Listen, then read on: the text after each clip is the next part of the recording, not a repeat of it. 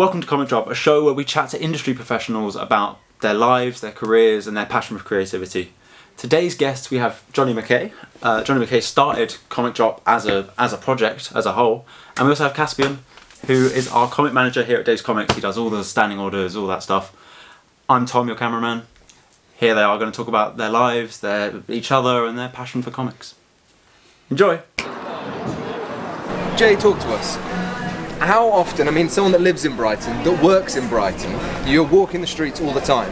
How often do you find yourself walking without a sort of direction and you're just soaking in what's coming around you in the city? I do that so much. Really? I actually love walking around the city. I love to see what's happening. I do always listen to music though, but I'm kind of taking in everything. I'm kind of just watching how the world goes by, and it's just really kind of peaceful.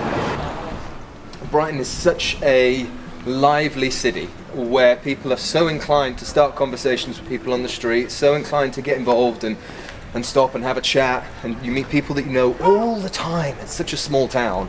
How often do you find yourself getting stopped and people saying, what's going on? What are you doing now? Do people get involved whilst you're dropping and say, hey, are you allowed to be doing that over there, or what's going on? Only twice has anybody stopped me. Once, when I had a staple gun, and I was stapling a comic to a tree, and a guy was like, hey, what is that? I explained it, and he was like, can I have it? And I was like, yes. So that one, and then one other time was someone be like, you can't do that here. Oh wow, where was that? Let's leave a comic here. Yeah. Wow, this is gorgeous. Which side do you like? I like there. Right at the back. This is my favourite spot, but that's pretty good because it's a smooth wall. Okay. So like texture is important then in terms of getting the tape to adhere. Yeah, of course. If I'm sticking it to that wall, I don't know if it's going to live forever. Yeah. That wall maybe. Yeah. This sign? Smooth. Yeah, that's going to be there for time. So then what's our first drop? What's our first drop going to be here in this beautiful little alcove is right. This is wonderful. You can see all of the old woodwork here. Fascinating stuff. And those support beams there would have come across. Let's drop Supergirl. Come on! This is a pretty That's the sick Jim cover. Lee cover right there. That's 10 out of 10. Not This the fun is very part. exciting. Now the fun part. Yeah, come on now. This is wonderful. The worst part. Tell us about the writing that goes on here. Where does that spawn from? So it depends on my mood, really. So this one, obviously, we know the movie's coming out. Yep. So I just wrote the date. Yep. I always write free comic in case it catches someone's eye. They see free comic and they're like, oh, maybe I should see what that is. It's not an advert. And that's pretty much it. Sometimes I change the writing. Sometimes I write reward the curious. Sometimes I write by my mood. Depends on. I'm feeling funky today. I'm feeling funky. This is quite exciting to see it like happening firsthand in the moment and to see the never comics had dropping down. anybody want to It's be really doing quite that before. exciting. Yeah. Wow. It actually feels a bit weird. Yeah, is it? Does it? It feels like someone is like in my bedroom when they shouldn't be in my bedroom. You know what I'm talking about? Yeah.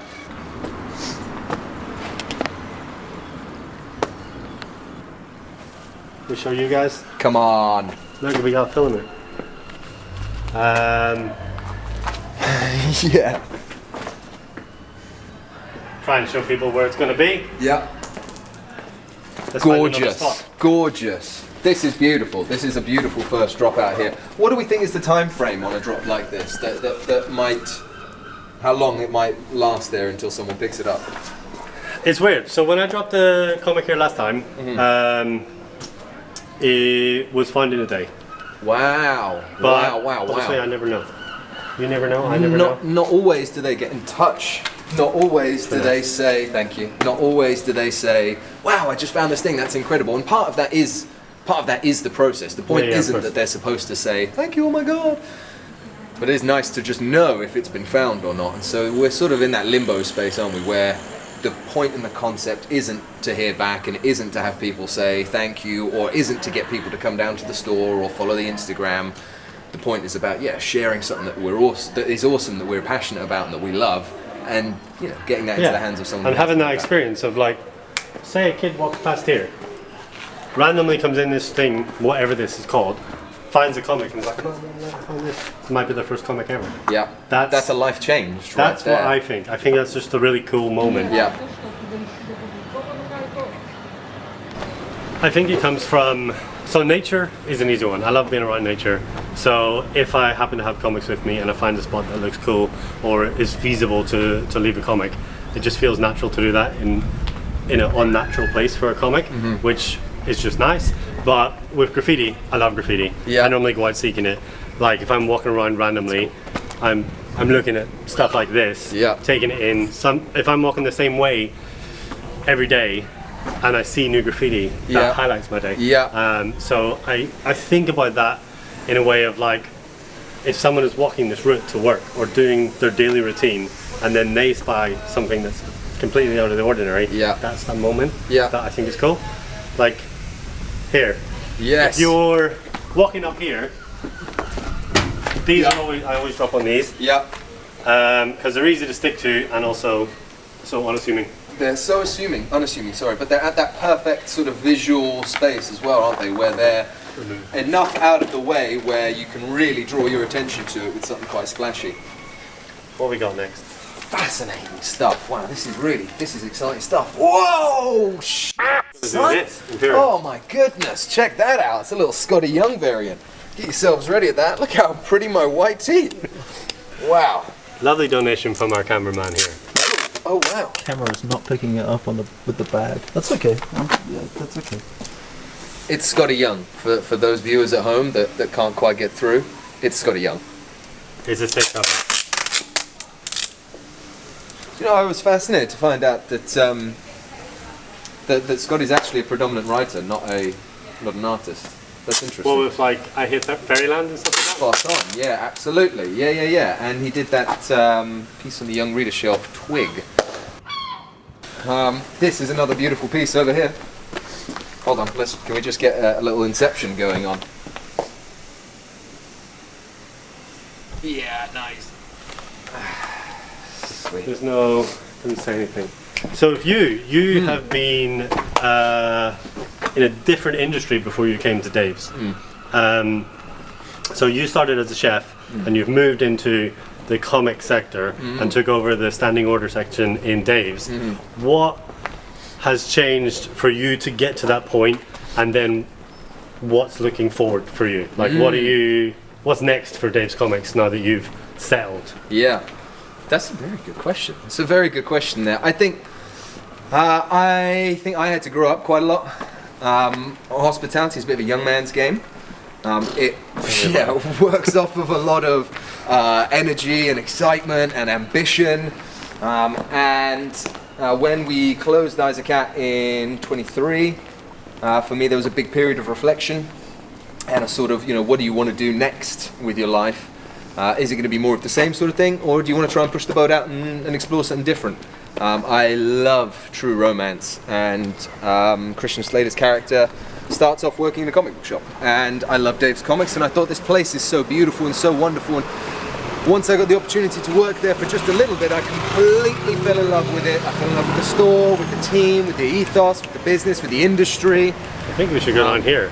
Down this one over here. And then loop back round. Gorgeous. Because this is a cool spot in Brighton as well.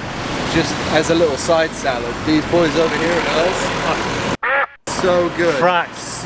Fragging so good. Yeah, the banh mi in Earls, oh my top Lord. tier. Forget about it. Like, they're not paying us for this, but if they want to, then yeah. Well, I would happily stand outside here and shout about ComicDrop on the banh mi sign. They might not like that, but it's a way of us showing our love. So One question I would like to ask you, this is on a personal note that I just am really interested in. Yeah. The process of getting your job in Dave's. Yeah. How was that? Yeah.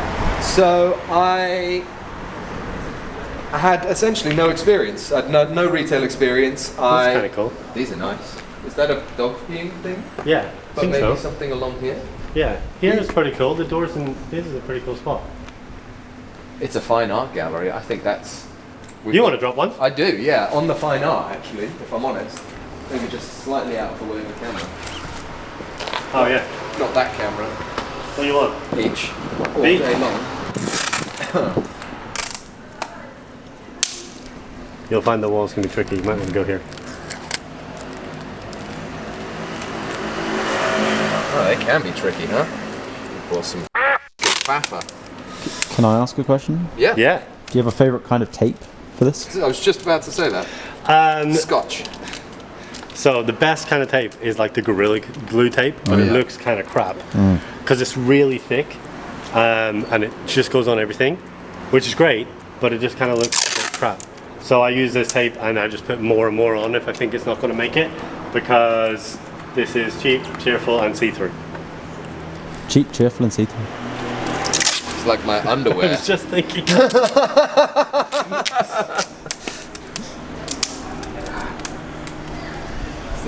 this right? Is this how we drop? Have a little dance as well. That's how you drop. Do a little dance. Make a little love. This is the first drop that's done by anybody else. Get out. No way. Yeah. Big moment for me. Wouldn't make it stick though. I'd hate to be the first drop and it just flew away.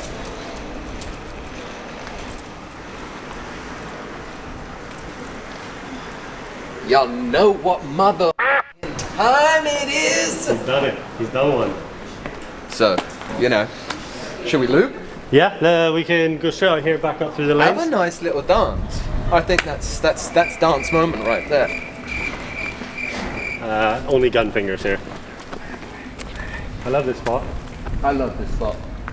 I didn't notice the church though. That's pretty sweet. Must have taken some time, that. Yeah. There's cool stuff on this wall as well. So, how did you get the job? What did you do? Right, so no experience at all, but I run a similarly small business, probably 150 meters down the road from where Dave's was, and so I had an understanding of sort of how small businesses worked, but I'd never done retail, never worked in the comic industry, and so when I met with Eric, I said that I would do, a short answer, that I would do anything for anyone to get the chance to maybe have a job here. I think that the exact words are probably not worth repeating, or maybe not repeatable. Maybe off air. Yeah. Definitely after. Short answer though for that whole process is that Eric gave me a chance, gave me an opportunity to come in for a couple of days a week initially and sort of get to know the team and work my way through. And now we're here where we are. And what do we want for the rest of Dave's Comics? What do we want for the future of Dave's Comics? Well, coming from, a really competitive, really momentum-heavy industry like hospitality, we bring a lot of that energy to the things that we do in the same way that you do here. Saving your life. Thank you. you. Do you want to go down the lanes, or do you want to go down here with fire? I think right, yeah. Let's do a little swip and dip. Past Frank. Swip and dip. Hospo's crazy. It requires a lot of us, but the sort of gift of that thing is that it never turns off. Yeah. The people that we are always that, and sometimes much to our disappointment, in our relationships and etc. What am I saying? What I'm saying is that I want to run as hard and as fast as I have done for the last 10 years in hospitality, but I want to do it again in the comic industry now. I don't really feel like there's any sense in slowing down until we're the best comic shop in the country. Which you will be. This one here. Yeah, I'm going to do this. This box? No. Oh no, let's do that. This one over here? That's sicker. Yeah. With the MF Doom bar. Yeah, that's really cool. I'm excited to see what's going to happen with the comics. Obviously, you can see the stamp that you put on in the last 6 months with the title of unadulterated comedy coming out of. That was quite wiggly, wasn't it? Yeah, that was. Because of this one, huh? Would you like me to hold you to come over? Hold your hand? Okay. A nice piece of wall. What do you like? Corner piece? Yeah. Yeah, the content that you've been doing, like hearing the comedy coming through and seeing like you both like get this synergy has been really, really nice to see, and I feel like your audience has seen you already grow, so it's going to be really interesting to see how you grow and go from where you've started. Yeah. Let's just fire up Oh, I don't even know what comic this is.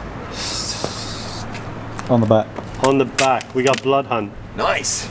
with X23, but variant cover. Sorry, do you want to do this? No, I'm not going to nail it right off it.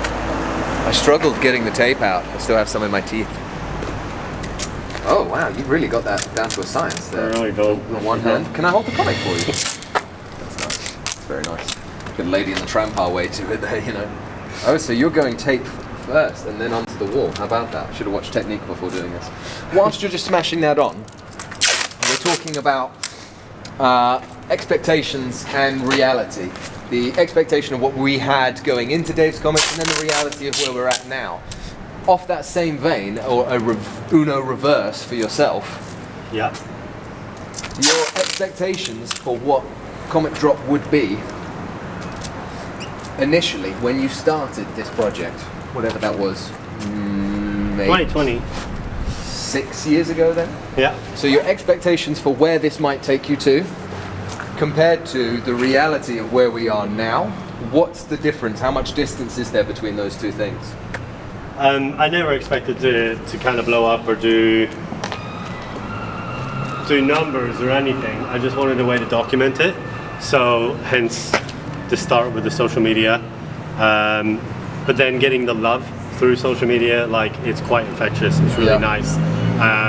So then it made me feel like I was doing something that people enjoyed. Hence why I've kept doing it. Obviously it's been on and off while I've experimented with like what really Comic Drop is, but essentially it's always been the same. Just leave a comic somewhere, hope someone finds it, and it finds a new home, and Bob's your uncle. I was having a conversation with someone about this the other day, about how comparable to other art mediums, comparable to movies or to listening to music, Dander. comics have their own sort of... You jumping it? I might go all jump, but I might go for the low style. So different to something like a movie or a TV show. Comics force you, the audience, you, the reader, to play by their rules, to play by their time, to play by their tempo. It's very different. Unlike putting on a movie or a TV show, which we can choose to ignore and still half listen to, we can put on in the background. Or unlike, music that you can't really control the atmosphere that you're in, the comics demand so much of your attention. Yeah, that 20-minute burst, like You're outside you're fully of yourself. immersed Exactly. in that moment. Exactly. And once you immerse yourself, then you become open to taking on everything from that immersion. So you begin to unlock the art, you begin to unlock the storytelling, the colouring, the line work, the shadows, the use of space, how the paneling works. Like, you're becoming aware of how you are being guided through this experience, and that then begs you to reflect. What do I think about that? How does that look for my life? And just this such a beautiful, like, ritual almost, the reading of a comic. It's such a wonderful thing, and still quite unique from other sort of artistic mediums. Yeah, it's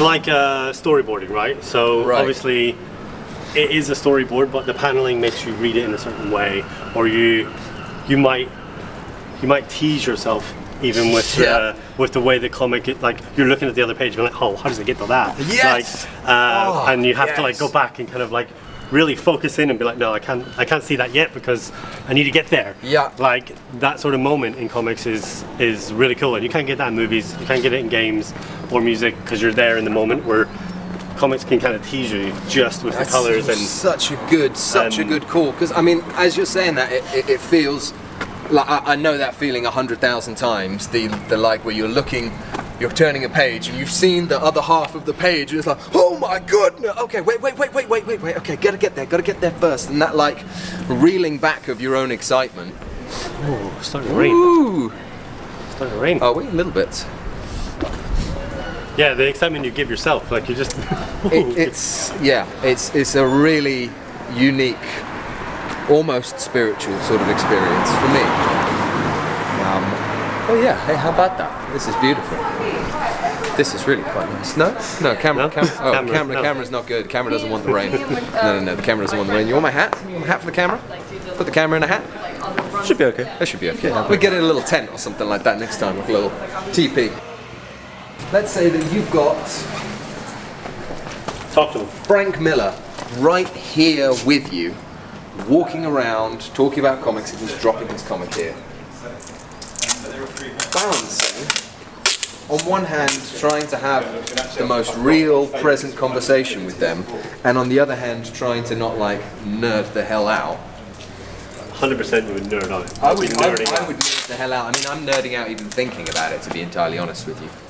I cannot fathom Frank Miller being like, yo, what if we do this together? But can you imagine dropping a Frank Miller comic With Frank Miller? Yeah, I can imagine it. But just for a second, yeah, explore that. Run down that road and like giggle as you do, because it. Man, you would like if I knew that was happening. You're picking out your favorite Frank Miller stories. You're trying to find something that already resonates with you, that's going to be resonating with him, and you can reminisce about that moment when he made it while you're walking around your city, chatting about. It doesn't even have to be like what they're doing currently, because you're reminiscing about what they did, and then you're leaving it for someone else to find and explore for the first time. There's so many layers to that kind of storying right there. It's a story that is written, but the larger story is the impact that it had on you. The larger story is his process of writing it, and the final overarch story there is that it's been left for someone just like you. Like I don't want to force the excitement there, but I think that we're at quite a special opportunity where it's almost worth looking back to the sort of stillness of these moments and sort of stamping them with a little bit of a tag to say that actually it might not be so long before this kind of stillness doesn't necessarily factor in. Let me spin it in another way. Balancing running a restaurant with this and being a human, having a partner and trying to live and be, alive and all the rest of those things.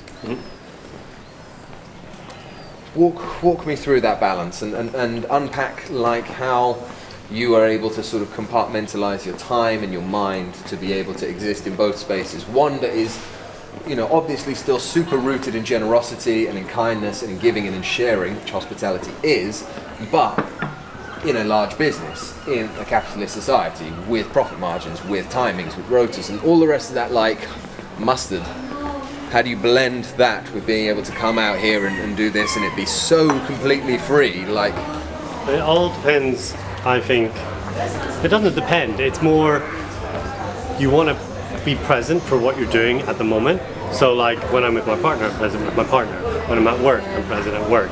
And this is something I do in my spare time because it's something I enjoy. So I'm present when I'm doing it. So I don't think anything feels like a chore or anything like that when I'm doing it. It just feels like this is now part of my daily routine of if I have spare time, I always have comics on me. If I'm on my own or even with my partner, I'm going to leave something somewhere because you never know who's going to find it and who's going to enjoy it, and that's kind of that's the main part. When I'm in work, like I still have that sort of generosity. I always have comics in my bag. If a customer comes in and I see they're wearing a Spider-Man top and I got a Spider-Man comic in my bag, I don't need to stick it to a wall. I'm going to give it to them. You know what I mean? It's just embedded in me now as a human and something I just do as part of my life. The kindness that's in you, not that you scream and shout about it, it's very subtle and it's very, very humble. But it's saintly. It's like beyond the average bear. In terms of kindness, in terms of generosity, your ethos, what's important to you. How much of your personality and your moral compass is dictated from your parents? I'm aware that it becomes quite intense to sort of tickle and pry in there, but... No, 100%. A lot of my moral compass probably comes from my mum. Like, I grew up with my mum. My mum was my everything. Like... she instilled all this sort of generosity. You should always share. Like, I have a sister as well, so that is like, if you don't share your stuff, it's not good. That's what I was taught. So that's part of probably this. Like, I don't really like. We're on this earth for what, say 100 years if you're lucky. Like everything you own is not really yours. It's going to go somewhere else anyway. So there's no real monetary value to pieces of paper in my mind. Like, so once I'm finished with it, if I'm not going to enjoy it again, why not let someone else enjoy it? Yes. So like giving that. Let's take a little cut through this way over here. So get. What the hell? Okay, let's do a nice little 180 and just one back up on ourselves, right up over here. Avoid the youths. What is happening? I don't know. End of school? Asking you because you're young. Me? No, asking Thomas. No, you're young too, but Thomas is really young. You can wave. Talking about your mom, and talking about the sort of Instilled right, yeah, the instilled generosity, the tone of sort of childhood household and growing up within that. Was that present when you were young? You bring your friends over, and that sort of feeling would be present in the house, that it's just this like unbelievably generous and kind and patient space to be in, and that I don't think it was always like that. It's like as a kid, obviously you're a little bit selfish, aren't you? Yeah. Like what's mine is mine. That's something that I've grown into, I think. Because when I was younger, obviously I was told to share, but I didn't want to share because I wanted my things and I like my things. As I've grown up, I've just got more aware that things are so fleeting. Yeah, you don't have them forever. If they break, oh no, it's a really big moment. I don't have my Game Boy, but it doesn't really matter. You can always get a new one. Like it's not a big thing. So yeah, I don't really think it was like a moment in my childhood where someone was like, okay, you're always generous, blah, blah, blah. I think it's just as I got older, I've just got more relaxed and more chill and more like fleeting with my things. Like maybe you can enjoy this thing that's just sitting in my house for years doing nothing. You know what I mean? Does that make sense? 100%. I think it's a bit of a it's a pivoting and shifting of value. It's like the things become less valuable. The experiences that those things lead to, that you keep, that stay with you, that's where the value is, right? Once you have read that thing, once you've experienced that thing, actually the real value comes from sharing it with somebody else, as opposed to sort of retaining it and holding on to it and being like, this thing is value. I think that's something we do as humans anyway.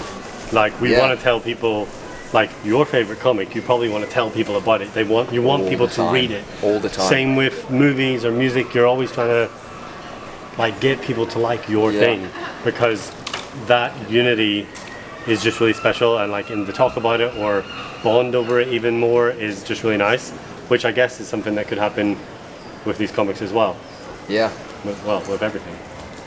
I believe quite firmly that someone is going to find those comics today, that Supergirl, the Scotty Young, the Blood Hunt, and was there one more? Did we do one more, or is it three? Yeah, we did one more, didn't we? One more. What did we do outside Band Me Spot? What did I put up? It wasn't Supergirl, and it wasn't... I don't know. Memories are fleeting, just Solo. like comics. Han Solo! Yes. Han Solo! How could we forget that? Very nice. That's rough. Harrison Ford, I'm sorry. I'm really sorry. That was the one that I tried to film on the floor. Oh no, that was the Scotty was Young. the Scotty Young. Never mind, I'll shut up. I'm confident, though, that those 4 comics will find homes in 24 hours, or within 24 hours. Would you look at that? One of them has already been taken. I always have to get it. believe that. Yeah. I don't want to believe they just blow away in the wind. Well, they're in protective covering. Someone will find them eventually. Someone will find them eventually, yeah. We got loads of homeless. There's- You got to read something. There's also an element of like Blade Runner style. You know, all those moments lost, like Tears in the Rain. There's something beautiful about having put out so many comics that, yeah, the last 3. I don't even know what we just dropped down there. It's like, you know, having sent so many dinner services, you don't necessarily remember every table and every evening and every service and every dish that goes out. But you know that you've done your best. You know that you've done your best, yeah, but it becomes this like larger symphony, yeah, like Tears in the Rain, that is like, it blends into this beautiful chorus that we call life, you know, and that's like It's the circle of life. beautiful. It's the circle of life, team. It's the circle of life. One of these ones. One of these ones. Right, is that us? Fucking hell, how about that? Where do you end it? What would you like? That was cool. It was nice to walk around and do drops with other people. This is very close. What's your Instagram? My Instagram is ComicDrop. What's our Instagram? That's Also known as Dave's Comics. Thank you for watching this episode of Comic Drop. It's an entirely new format that we're trying. It's our first ever time trying it. This was kind of a practice one. So if there's any sort of feedback, anything you liked, didn't like, would love to see, questions you'd like to hear asked, please let us know. Let us know in the comments. Come into the shop and yell at us, email us, whatever you like. Also, if you have any guests that you maybe personally know or you'd love to see on the show that we should get in contact with, please let us know as well. And if you find any of the comics that we put out today, let us know in the comments. Message Jonny Mckay, Comic Drop on Instagram, or Dave's Comics on Instagram. Again, thank you so much. There'll be more of these soon. Have a lovely rest of your day.